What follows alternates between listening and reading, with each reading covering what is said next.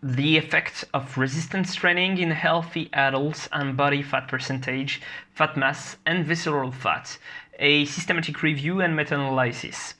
Donc on se retrouve aujourd'hui pour une revue informelle d'études qui essaye de répondre à la question: est-ce que faire de la musculation, ça réduit la masse grasse et la masse grasse viscérale?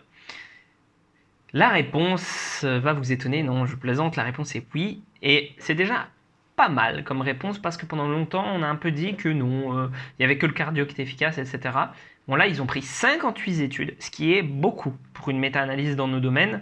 C'est pas énorme pour une méta-analyse tout court, mais pour une méta-analyse dans nos domaines c'est pas mal. En gros, ils ont remarqué que oui, on avait en moyenne une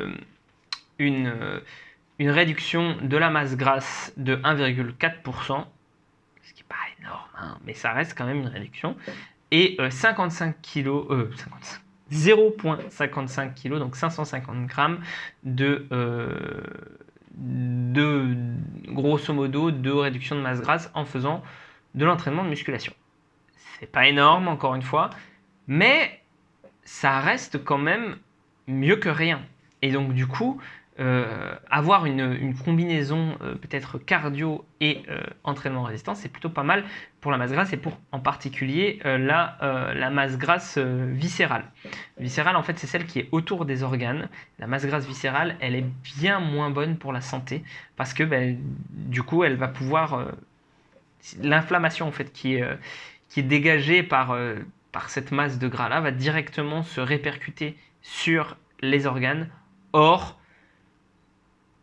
c'est pas ouf d'avoir de l'inflammation autour de tes organes vitaux, hein, voilà, on va pas se le cacher, ça les abîme plus vite, pas génial. Donc, ce qu'ils ont remarqué, du coup, c'est ce que je viens de te dire au niveau du cardio, mais il y a aussi un truc qui est important, c'est que les méthodes scanner semblent plus efficaces pour détecter les changements de masse grasse.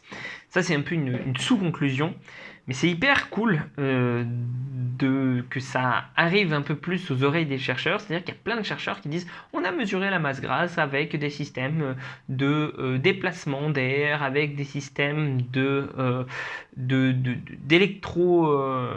Enfin, tu sais, genre les balances, l'impédance-métrie, des choses comme ça. C'est pas très fiable en fait. Faites des DEXA, faites des MRI, faites des MRI, des IRM, MRI, faites des IRM, faites des choses comme ça.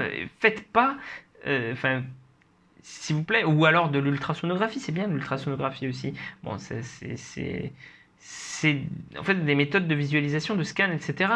Mais faites pas uniquement de l'impédance-métrie ou des choses comme ça, parce que c'est pas génial pour repérer si on a perdu de la masse grasse ou pas, ou si on a gagné du muscle.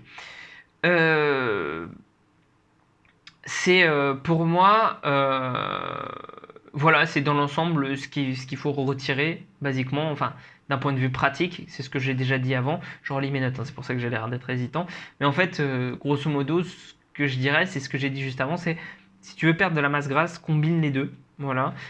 Évidemment, pour une recomposition corporelle, c'est-à-dire gagner du muscle, ce qui est important, bah là, l'entraînement en, en musculation, c'est cool. Combine-le avec un déficit calorique et tu vas gagner du muscle tout en perdant du gras. N'essaye pas de faire du coup d'axer absolument tes séances musculation, ça c'est l'erreur classique, faire des circuits training pour absolument faire les deux en même temps.